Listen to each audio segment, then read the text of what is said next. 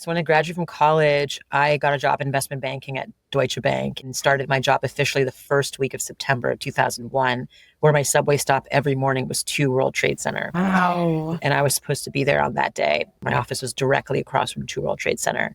Had survivors go. It was wild. And 2 people in my office died. They were hit by the shrapnel falling down. And it was the only single day in my life that I slept through my alarm clock and missed the whole thing. Hey there, and welcome to the Parenting Reframe. I'm Albiona Rakipi, mom, parenting coach, life coach, and someone who has spent over 20 years helping families navigate the wild, wonderful world of raising kids. But here's the thing. This podcast goes deeper. It's not just about parenting tips, it's about personal transformation, because parenting our kids also means learning how to parent ourselves. From fear to creativity, from disconnection to deep connection, this is where growth gets real. I'm so glad you're here. Let's dive in. I have an incredible episode for you guys. I had the pleasure of sitting down with Miki Agrawal, and if you don't know who she is, she's an incredible entrepreneur who is honestly what I describe as a disruptor, but all in the best ways. She is the founder of TUSHY, THINX, a restaurant called Wild, which has survived in New York City for over 20 years, which we talk about on the podcast. And now she has HERO, which is a diaper company that literally is thinking about not just parents, but also ways we can support the planet. I absolutely loved my conversation with Miki. Just some quick takeaways to think about are we talk about parenting, entrepreneurship, and creative endeavors. We talk about this idea of the intersection of where nature and parenting meets. She really is so profound in the way she sees things, and she looks at nature as this incredible teacher for both how we live, how we lead, how we create, and how we parent. And I love the way that she broke this all down. With that, she talks about her new paradigm parenting program, which you can jump over. The links are in our show notes, but you can look at Hero Journey or go to hero.com and learn more about it there. We also talk about her new diaper adventure and why every parent really would benefit from these. And we also talk about something called soft power. So without further ado, if you've ever wondered, 1, how to pursue a creative endeavor, and 2, how to really just cultivate curiosity in your kids, what it means to parent yourself while you're parenting your child, you will not want to miss this episode. So without further ado, here is Miki Agrawal. Miki, I'm so excited to be in conversation with you because I was just telling you this now right before I hit record, but you know, when I think of, I myself am new to the entrepreneurship world. And for me, you've been quite expansive because there's a lot of themes we'll talk about, but like you really have a unique background and you have created a lot of great solutions to problems that we all have while still keeping this eco-friendly, mission at the top of your priority list. And so I know you talk a lot about soft power on social media. So I want to talk about that just for my own selfishness, because I love what you're doing and I love the feminism that that feminine energy that you're bringing to it. But I would love to kind of, just for context on the Parenting Reframe, we talk a lot about this idea of broadening our definition of parenting. So I have people who come to me for both very specific, tangible, prescriptive advice on like, how do you help a child who might be neurodivergent, who's struggling within a school setting? Or how do you help a parent who is also neurodivergent, who's trying to parent a child and we're all navigating this together? Or how do you work through sleepless nights or overwhelm? So all of that is part of it. But at the same time, there's a big emphasis on really parenting as a process. And so how do we inner parent ourselves? How do we continue to broaden our own development and really grow alongside our kids? And even if you don't have kids, I'm a big believer that everybody in this lifetime, you will be asked to parent something in this world. And so what is that? And how do we do that? Like, what's that process? So could we go all the way back for you? And could you give us a little bit? I know you're born in Montreal and you're a soccer girl just like me. And there's so many different areas where it parallels. But I'd love to just hear a little bit about your upbringing, because I think there's probably some things to pull there in terms of like, how do you really raise this creative soul, which is what you are, and this kind of resilient being? So I'd love to hear a little bit about your upbringing. Yeah. I mean, I was blessed enough to grow up in Montreal, Canada, to the South Shore of Montreal called Brossard, to a Japanese mother and an Indian father. And I grew up where my dinner table was always a place that we could debate. And what's so beautiful about being part of an interracial family, Japanese, Indian, and growing up in French Canada, is that there was never one perspective that was the only perspective, the right perspective. Oftentimes, we live in a culture where things are sanitized, like everyone thinks the same, it's an echo chamber. But growing up for me, it was like always a debate. Like, this is the Japanese perspective, the Indian perspective, the Canadian perspective, the American, the French perspective, the English perspective. Like, there was always so many different perspectives. So we learned that there's just not one way to do anything. There's many, many ways to look at things. There's many angles to look at things. And so I think when I was able to, later become an entrepreneur, it wasn't like, well, this is how you build a business. And it's like, no, I can build it the way I want. That feels authentic to me. There's no actual roadmap for building anything. Often it's all pretty frontier in every category that you're going into, except, certain things. You build a t-shirt company. Here are ways to make t-shirts. Or if you build, but I never was going to enter a conventional space. And so there was never any manual to begin with. And I grew up being okay with that because of the kind of perspective holding learning that I was gifted with. So yeah, I feel very lucky. And then playing sports, I played sports my whole life, starting, really, really early on. At age 4, started playing soccer and went and played D1 in college at Cornell, and played for the New York Magic thereafter for a couple of seasons, and really just, played at the highest level and learned very deeply and very early on that each play is an opportunity to either win the ball or lose the ball or win.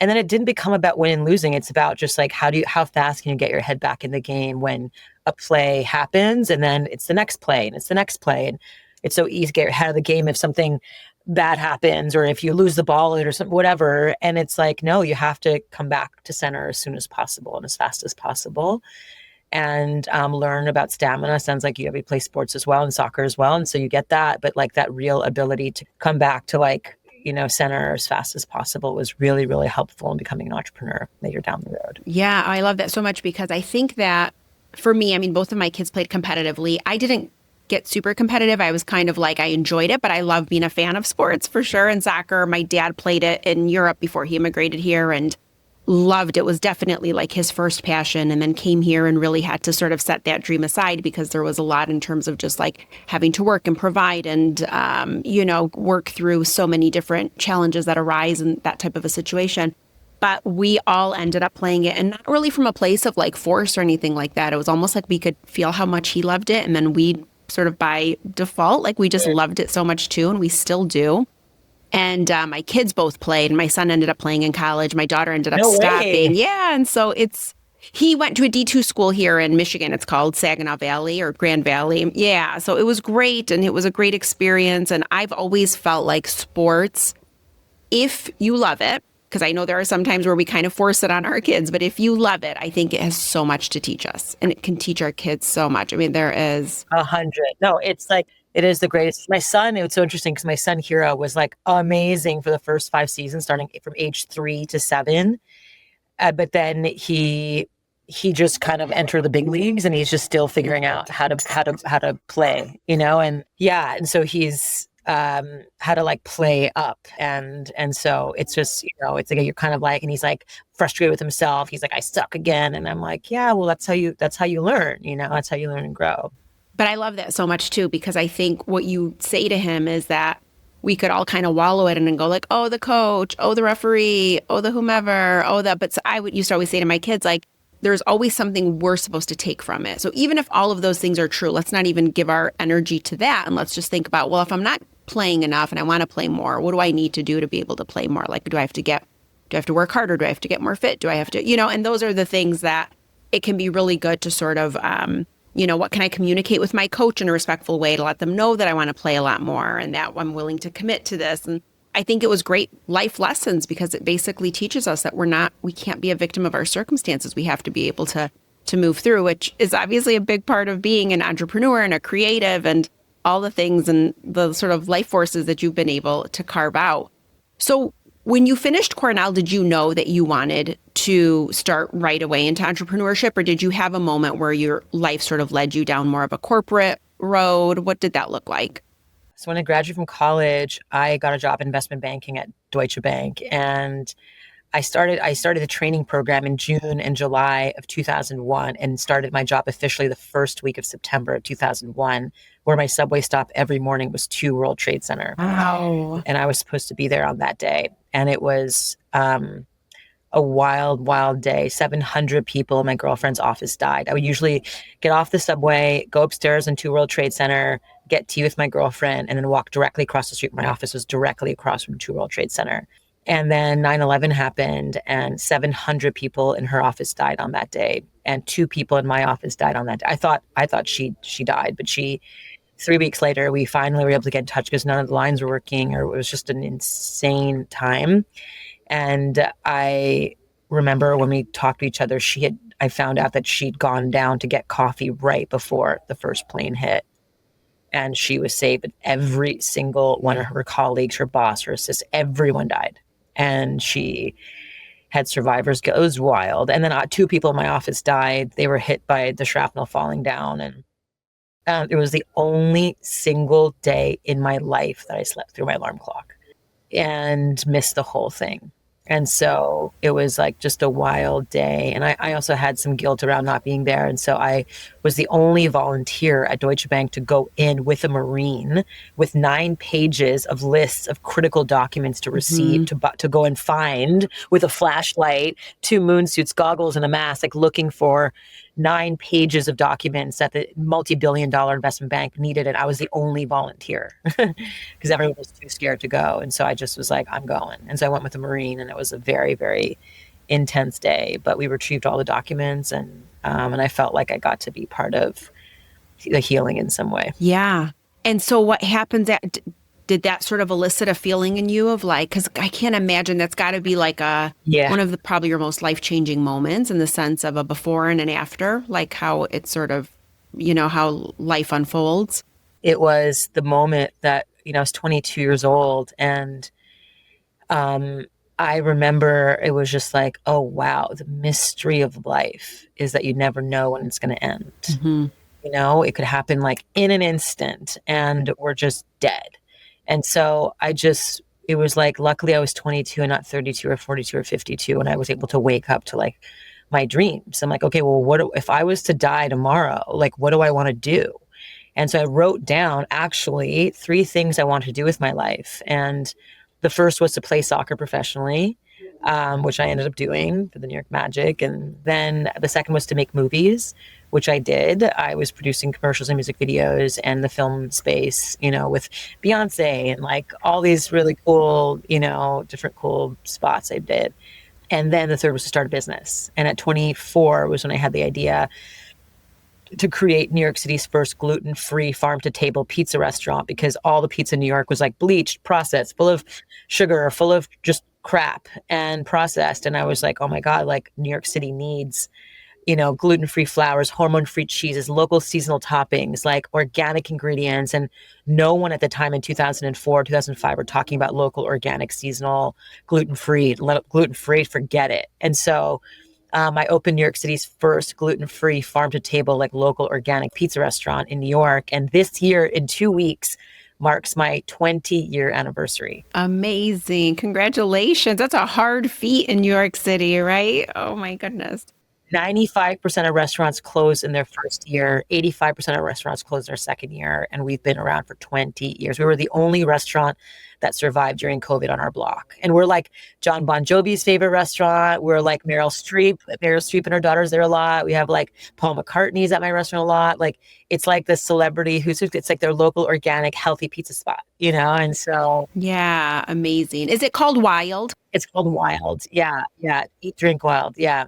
So it's called Wild Restaurant. You can check it out on Instagram. You can see like food porn. But no, it's been a beautiful journey of like, and that honestly, my restaurants are the place that taught me so much, like the wax on, wax off of learning about business, about people, about how to meet people where they are when they don't know the word gluten-free or organic, and how do you talk to them in a way that people are very, very sensitive about their food and how they eat.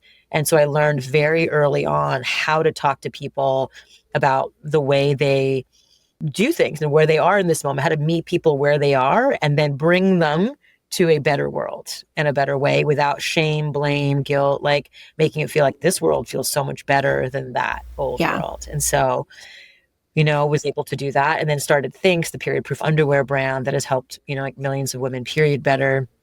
And we've diverted hundreds of millions of tampons and pads and applicators from landfills. And, again, like talking about the number one oldest taboo in the world, a women's period, Yeah, amazing. I mean, what a journey. And I feel like you said it so succinctly, but if we really looked behind the curtain, you probably have had so many ups and downs, so many moments of like just really sticking to it and staying the course and really parenting yourself through these big endeavors and these projects and these ideas and really, having that sense of, being able to foster some of these creative moments where you're just like, I know this is a need, right? Even to open a restaurant at that young of an age in New York City is unbelievable. I mean, that is. And signed a 20-year lease.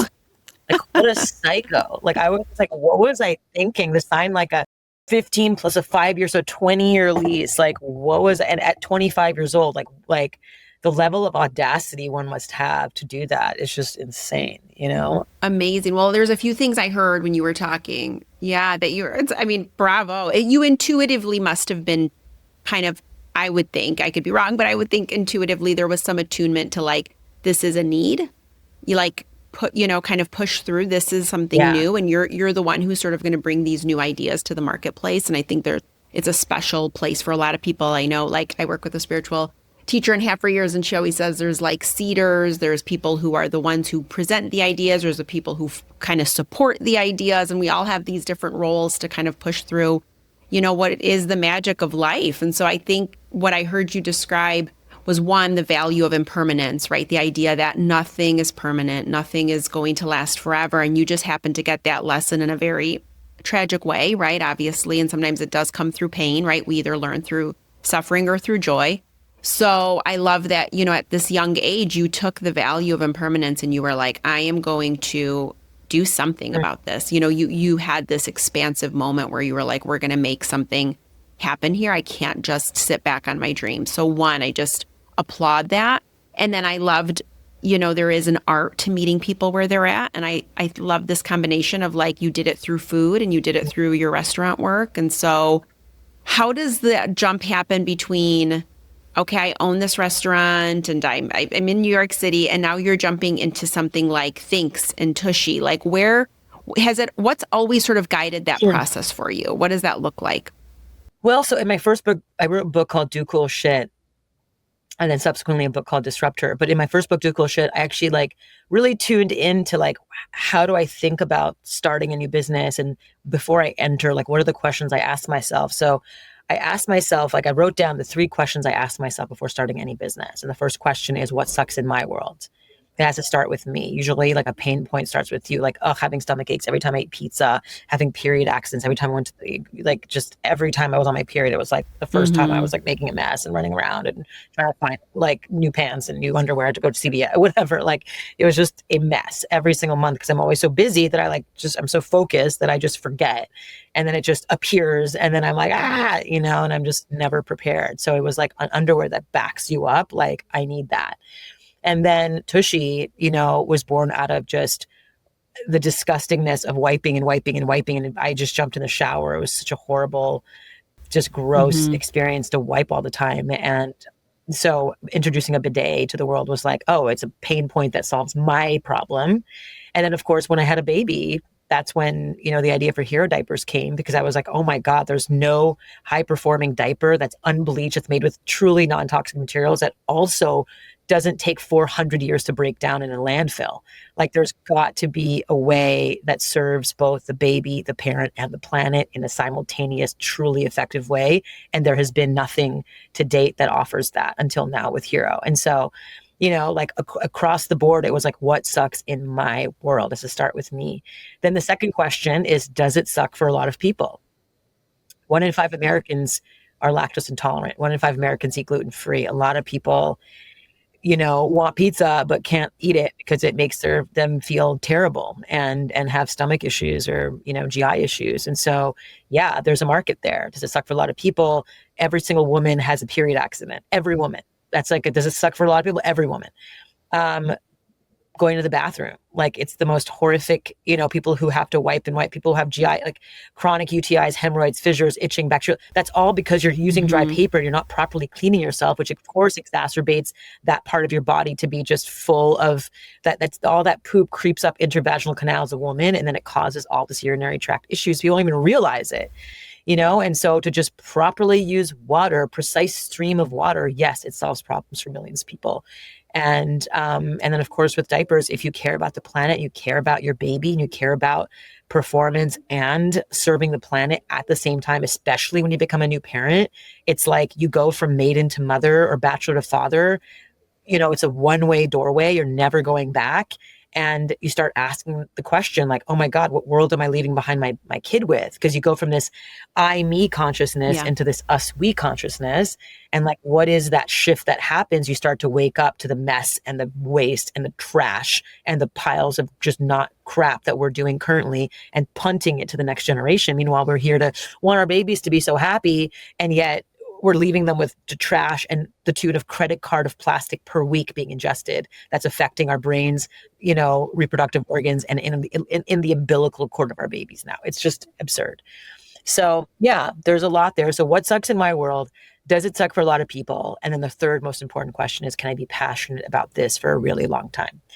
And yeah, oftentimes people are like, I'm gonna start a t-shirt company that has like cats on it because cat memes are like a thing. And then you're just like, like you're not gonna be passionate about that for the next 10 years. Like, come on, like actually choose a problem to solve in the world. Like don't solve just some random thing that's like of the now, which is why crypto I don't, whatever. It just feels like such a, gold rush and I'm just gonna, and it doesn't feel from the heart. It just feels like money, grubby, like masked in like decentralized whatever. And you're just like, this is bullshit. And so for me, it's like, what sucks in my world? Does it suck for a lot of people? Can I be passionate about this issue, cause, or community for a really long time? Can I be passionate about food and elevating people? Yes, for my rest of my life. Can I be passionate about women and women's rights and serving women? Yes, rest of my life.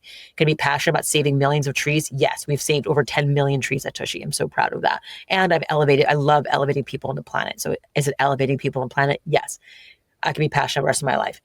And with HERO, can be passionate about bringing parents on into this new paradigm of parenting where nature and humanity can actually come together and collaborate and work in cohesive, beautiful, connection, and remember that connection rest of my life. That is, what I'm going to do with the rest of my life. So that is amazing. There's so much I want to unpack there, and there's so many follow-ups to it. Like one is I want to talk about the new parenting paradigm that you've mentioned and that I've listened to you describe it too on your social media. But I think what I really love about those three questions is it's a really beautiful sort of filtration system of really getting to the root of, is this something that you can really do? Does it feel sustainable? Does it feel needed? And I think when we're focusing on how can we serve others or how can we take our essence for the greater good of all, it makes me think a lot about, I have a larger following on TikTok. And I am often asked by people to share videos of their product or to do something about their product. And I appreciate it. And I don't mind the ask, but I very, very rarely say yes. And when people ask me why, why aren't you? And it's because I didn't sign up to get people to buy more things. I've always known that I will be of service in a very different way. If that's coaching you, if that's in connection,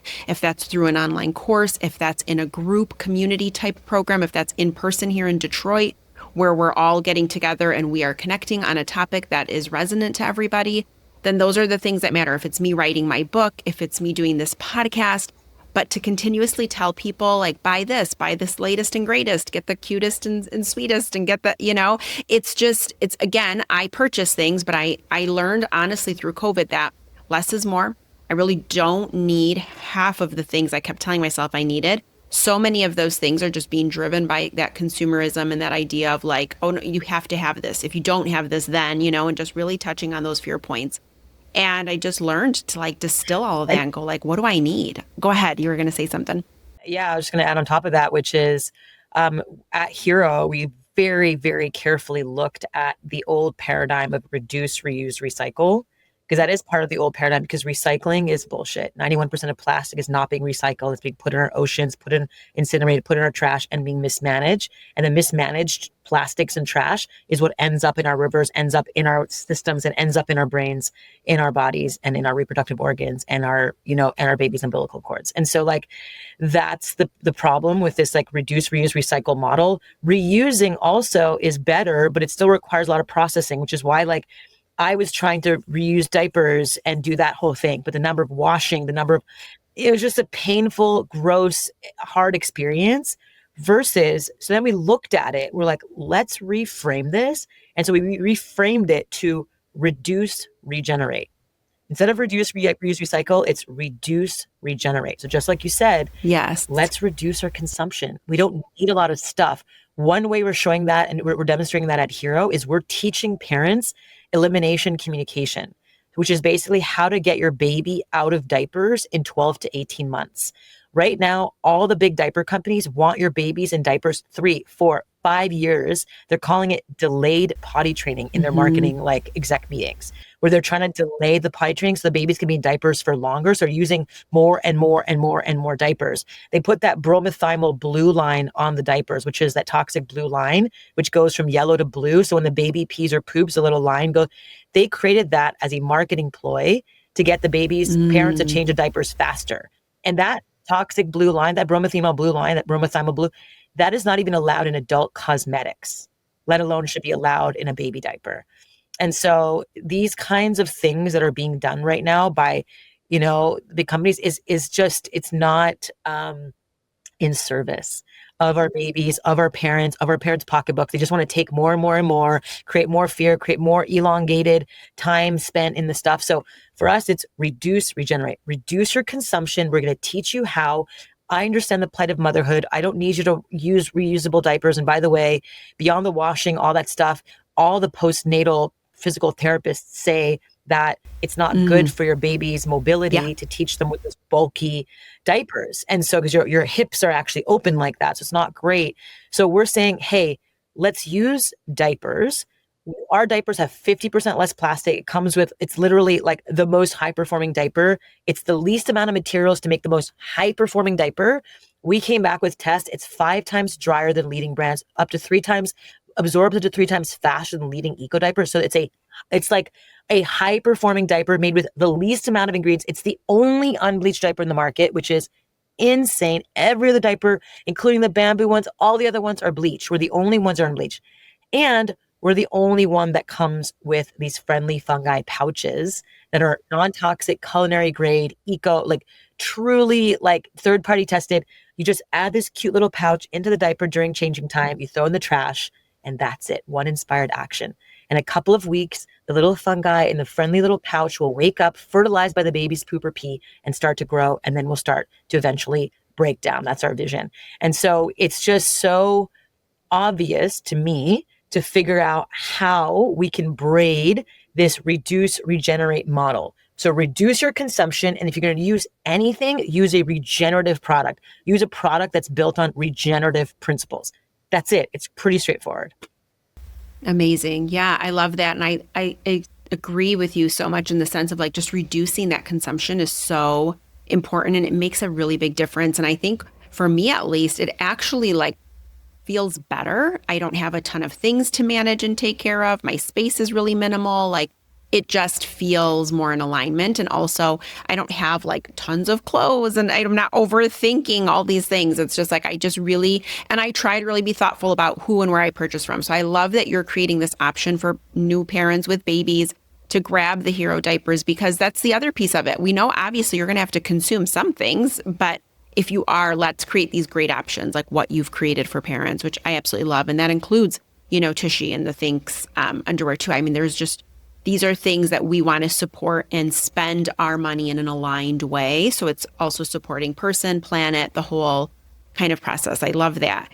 Can we jump into, your thoughts on the paradigm shift with parenting? Yes. And so it all started with just the old paradigm of business. And this is the kind of how it all then came to like when I became a parent, I was like, oh my God, it should be applied also to parents. But so the old paradigm of business is trauma scale, more, how much more, climb your way to the whatever, the most, it's just, it's override. It's basically a culture of overriding yourself, your body, for what? Someone to like think you look a certain way and sound a certain way based on what people think of you. It's just an old paradigm of thinking. New paradigm. The new paradigm to me is what I call soft power. It's actually a deep attunement to yourself, to each other, and to the planet. And how do you operate from this radiating your truth from the inside out? And when you can actually operate from that place in business, it's this radiating energetic on top of this conscious capitalism framework where it's every stakeholder wins, not just the shareholders, but shareholders are one of the stakeholders, employees, suppliers, customers, and the planet also is an important stakeholder. If every stakeholder wins, a conscious business outperforms a pure shareholder-led business by a factor of 10.5 to 1. It's been studied. So building a conscious business is just smarter than building a pure shareholder, like scale, grow, kill everyone. I don't care. Like energy, and just like build a conscious business. And then I believe if you tack on this framework, what I call soft power, on top of that, which is this true energetic framework that's very feminine, it comes from intuition, which is the feminine side of all of us, including men. We have a deep feminine masculine, all of us. In the realm of business, the masculine side has been deeply like flexed and the feminine side of us has been suppressed. And so it's like that rebalancing that's happening right now is like, how do you balance that feminine masculine side to come back together and to really say, hey, men, women, everyone, we have this both sides to us, like let us honor it all. And now it's like this new framework of how do we cultivate the feminine side of us to then rebalance this very masculine go mode. You do need the masculine. The masculine, I call the banks to the river. You need the banks to hold that structure in place. A flowing river is the feminine. You need both. It's like if there's a vase to the flowers, you need that vase. You need that protective structure that is very masculine, but you also need that floral, emergence of the feminine, and so when I, tune into that when it comes to parenting, of course, like as we become parents, we start to soften, we start to, Right. And yet we become so powerful that moment we become parents, you're just like, roar, I am parent, hear me roar. And this new type of fierceness comes out inside of all of us. And so, but there's this softness that comes out too. And if you really look at nature is creating all day long, effortlessly, beautifully, magically, powerfully. And it's gentle, it's holding you, but can kill you in a second if it wants to, but it doesn't. It holds you and protects you and takes care of you. It has all the medicinal herbs it needs to give to you if you listen to it, So how do we then bring this forward as parents? So like for me, like as I've been really, my son's 8 now and I want another one, bless this baby soul, is to really tune into what are the practices that it takes daily practices, and they're inspired action, one inspired action at a time, which is why we were like, start with a HERO diaper. You just take one little pouch, put it in the diaper and throw it in the trash. And literally like that is an inspired action that starts to collaborate with nature. Then what else? The next phase is learning about permaculture. How does humans and nature actually, can they work and live in perfect harmony? We're going to give you examples. So if you join the Hero's Journey, we're going to walk you through literally how to understand permaculture, how to understand herbalism, how herbs postpartum can make potions and you're like, oh my God, all of a sudden my postpartum depression's gone and all of a sudden I feel so much more connected to earth. Oh my God, I feel happier. When you start to reconnect with nature, your genuine sense of purpose and joy just goes up. And then you start to take the small actions. Instead of buying those plastic squeeze packs, you get a little mini grinder that you can bring everywhere you go. And you can grind all your grown-up food and feed it to your baby as long as it's ground. Like you don't have to get all the plastic, which by the way, all the plastic leaching into the food, which then giving to your baby. That's why it's in the babies too now more than ever, because all that plastic versus just getting a little grinder. You carry a little like reusable bag and then you just grind your own food and give it to your baby and your baby is going to be able to eat that, And so stuff like that. How do you grow a little herb garden in your house on your windowsill? Most people are so afraid. And it's like, we'll make it easy for you. Here's such simple ways to do it. Just like how do you create non-toxic, easy cleaning supplies? Like these are all stuff you can look up, but people are so busy. know. It's just, they'd rather be just told like, okay, this week I'm going to try this, or this month is like I'm going to do this one thing that the hero's journey. I'm on this hero's journey. It's one inspired action at a time. It's not overwhelming. It's one small thing. And all of a sudden these small inspired actions just add up and you become a new paradigm parent. It's subtle, but and then you're just like, oh, I'm composting now. And oh my God, it's so easy. Like I learned that 24% of all waste in landfills is food. 24% of all landfill waste is food.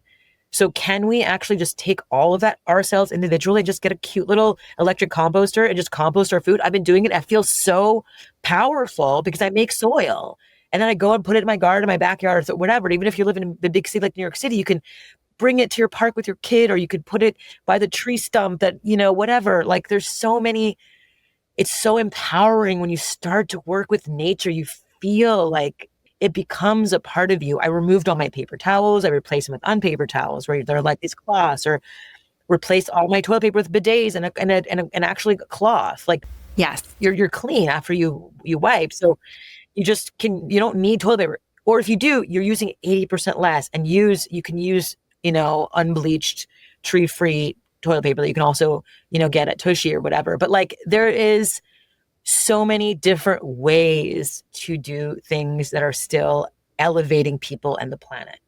Like we're still elevating. I believe in elevating people and the planet. It's not like, oh, like make your experience worse by having to go backwards. No, introducing a period-proof underwear, introducing a bidet that washes your butt. You elevate your life affordably, and it's helped saving millions of trees and helping save the planet, like from getting billions of tampons and plastic applicators in landfills and putting bleach and all the production to make toilet paper, and then diapers, like all the bleach and all the crap. Like we've introduced an unbleached 50% less materials. Like we've taken out everything unnecessary except for just what's needed. Plus we introduced nature to heal nature, our friendly fungi. So like, it's about creativity. Yeah, no, it's amazing. I could listen to you keep going, but it's all such an important part of that process. And really just, it sounds like if I, thinking about all the wonderful wisdom you just shared, it's this idea that really we're letting nature inform our parenting process as well. And like really just being completely connected with that. Yeah. So having an 8-year-old, and I know his name is Hero too, just like the hero's journey, talk to me a little bit about what have you learned in your own sort of parenting journey? I mean, you come to it with a lot of this intuition, and I teach an inner parenting process, and there's 5 key tenets to it. And it's from practicing the pause, mastering stillness, honoring simplicity, embracing change. And the last one is trusting your intuition. So if we think about that through the context of like, it's how I parent myself, but it's also through those same pillars that I can actually show up in this world and for my child in a way that just feels aligned and connected. How do you think parenting has sort of shifted you beyond the sort of empowerment piece that you kind of described? You have a child and suddenly you're right. It's like I was a young mom, and I remember when I had my son, I just felt like just so much more powerful and in my own skin, and just really like felt like I could take on the world. And there is something that happens, I think, when we become moms, that all of our parents for that matter, where we do have this, if we allow it to, it can really open things up for us. Yeah.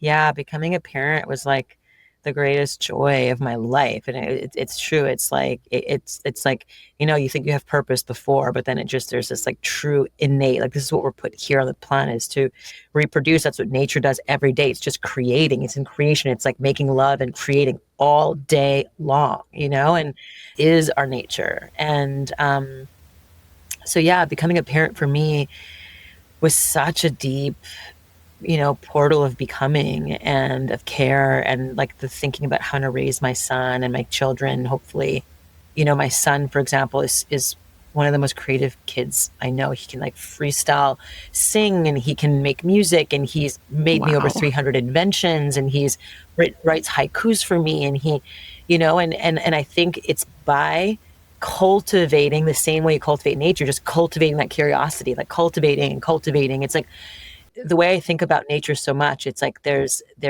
the emergence piece, and then there's cultivation. Like nature's emergent, and you're following the emergence. It's like, oh, like this is like natural selection, and it's emergent. But then there's the cultivation. It's like weeding. It's like the watering. It's the raking. It's the cleaning. It's the bugging. It's feeding.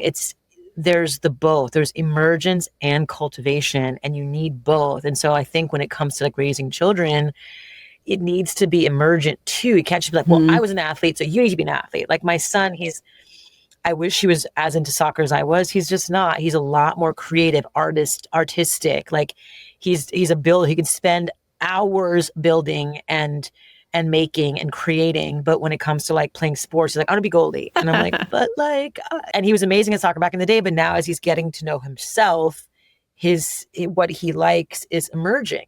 And so all I get to do as a parent is to help cultivate what's emerging as he's going, and to help be like, okay, you want to do this? Like, let's get you as many things to build as possible. Let's get you in, and so it's that dance between emergence and cultivation that I feel is the best way to rear a child. Yeah, what a beautiful way to describe it too. I always talk about this idea of like, how do we create an environment that's conducive for connection, not necessarily just, achievement based and not like right or wrong or things like that, right? The hardest part about parenting, I've told several parents this, is that it's not setting a boundary, it's holding boundaries and getting comfortable with our own discomfort when we watch our kids go through, right? But if we think even back to your examples around nature, things in nature that develop and, like you say, cultivate and emerge, there is pain, right? There are moments where that is hard. It takes time. It takes certain conditions. Resistance is required for certain plants to be able to grow. And so, I think for me, there's this idea that, a lot of times I'll tell parents, like,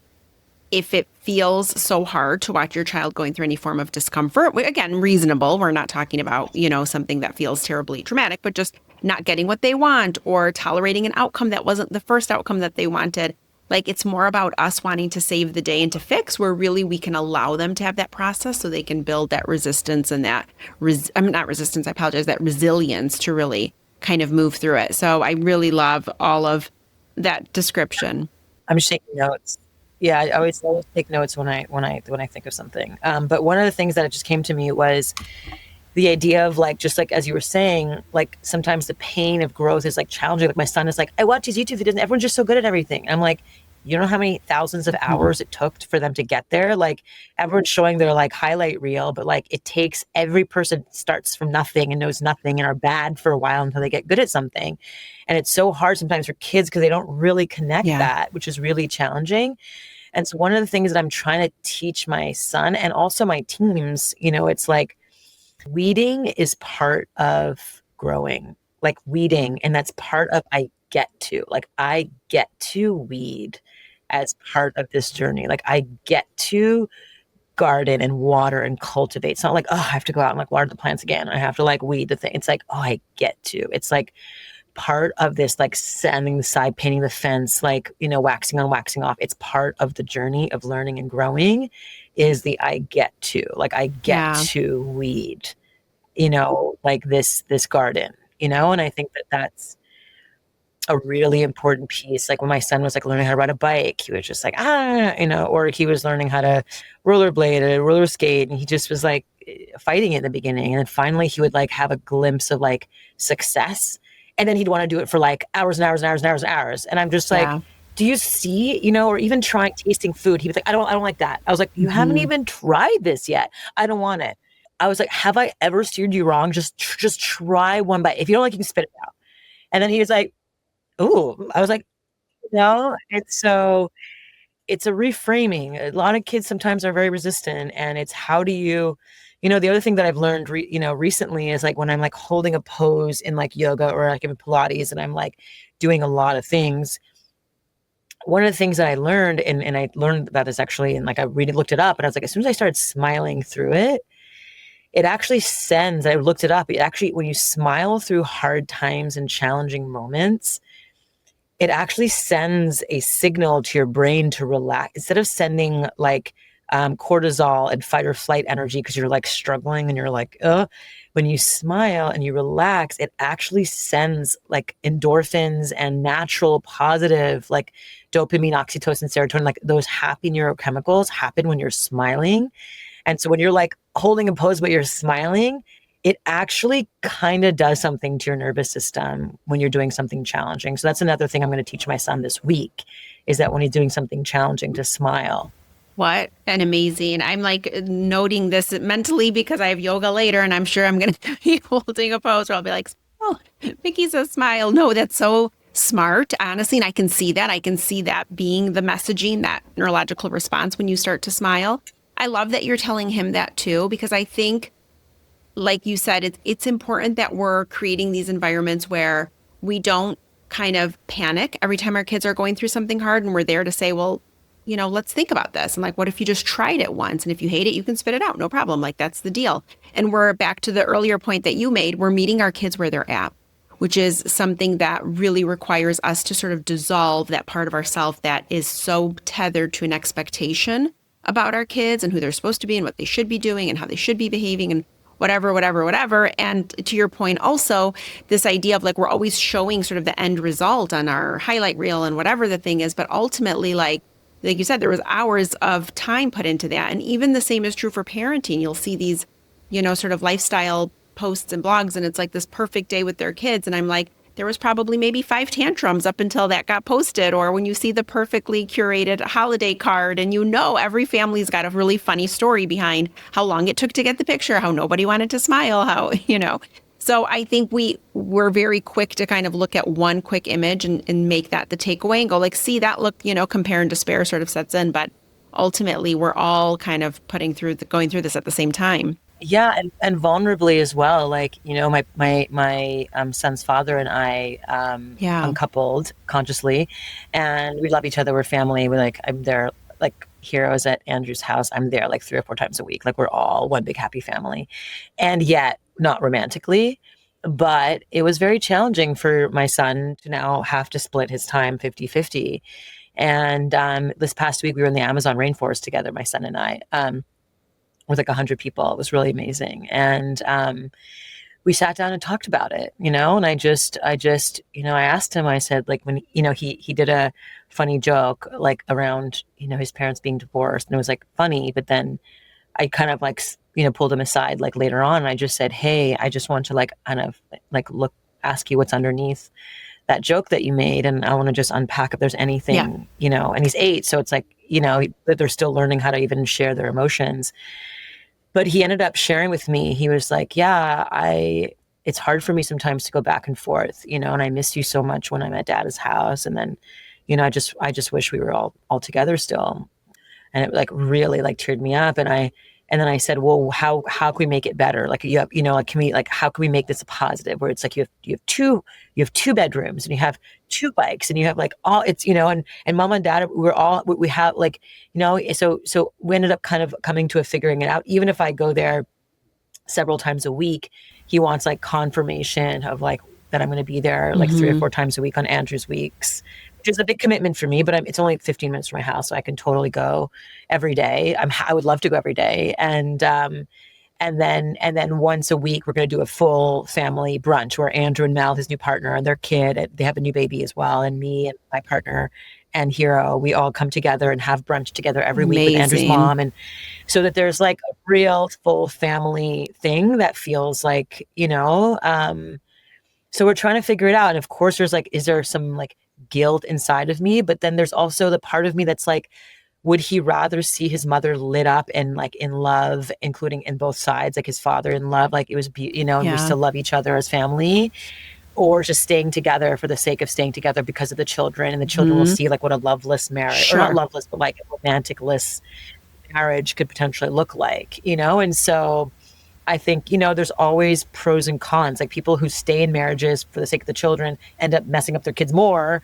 So how do you, and there's no right or wrong. Like, I don't, but there's a way to stay open, transparent, and see what emerges. And how do you, like, again, cultivate the parts that are hard, and how do you like, and to make it feel as okay as possible, right? You're weeding out the challenging feelings, and how do you replace them with flowers? And it's a process, and it's heartbreaking too, because I'm like, oh my God, like, is my kid going to be in therapy? I don't know, like all the questions we ask ourselves. But I think we're doing the best we can, and it's like, we're humaning too, and we can only live our lives as long as we can do it with as much cohesion as we possibly can. Then like, bless us all. But for sure. And I love that you're saying that, we're humaning right alongside them. It's one of the things that I write often about in my Substack. And the work that I do too is this idea that, there's some belief, I think, that we think when we become a parent that we're supposed to just have all the answers and know it all. And I think for me, one of the most liberating days was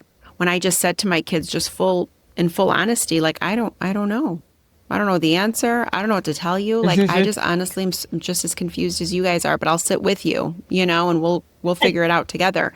And I think for them too, it gave them permission to not always feel like you have to have the answer. I think we just live in a very performative culture where it just feels like we should know and we should right on the spot and da-da-da and all this stuff. And, kind of described it a little bit earlier in the business model of that more masculine kind of frantic energy of like, go, go, go, do, and, things like that. And I think there is this, to quote you in terms of soft power, there is this space where we can kind of say it's okay to not know, but we can figure it out. And it's okay to just not have the answers.